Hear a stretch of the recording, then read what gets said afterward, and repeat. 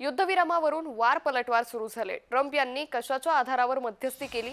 खासदार संजय राऊतांनी हा सवाल उपस्थित केलाय। तर देशाच्या पाठीमागे उभं राहणं गरजेचं असल्याचं नरेश म्हस्के यांनी म्हटलेलं आहे।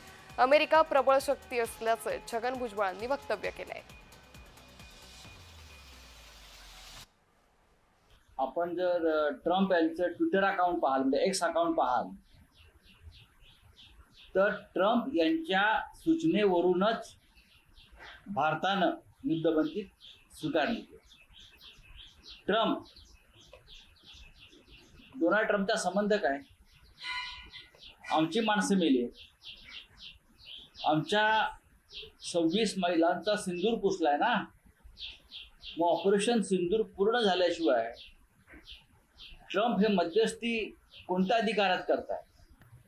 युक्रेन आणि रशियाच्या युद्धामध्ये जाहिरात केली, नंतर भाजपने पापा ने वार रुकवा दिया, मिस्टर मोदी। मग आता अमेरिका के पापा ने वार रुकवा दिया क्या?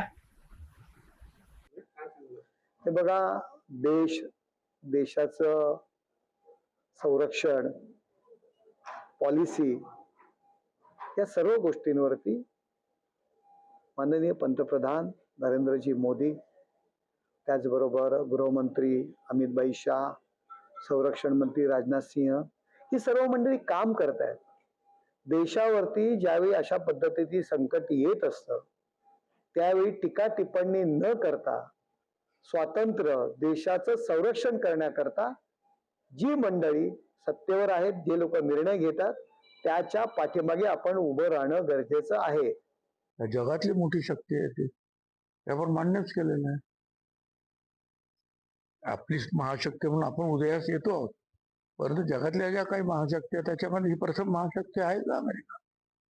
त्याच्यामुळे पाकिस्तानला सुद्धा त्यांचं ऐकावं लागतं, आपणही त्यांचं ऐकतो। आणि बाकीचं जे आहे, लढाई जर अंतिम टोकाला पोहोचले तर काय काय होऊ शकतं याचा विचार संजय राऊतना नसेल असं मला वाटत नाही। त्यांना सगळी गोष्टींची माहिती आहे की शेवटी काय होईल, शेवट काय त्याचा। मग कोणी जर थांबलं तर काय शेवट।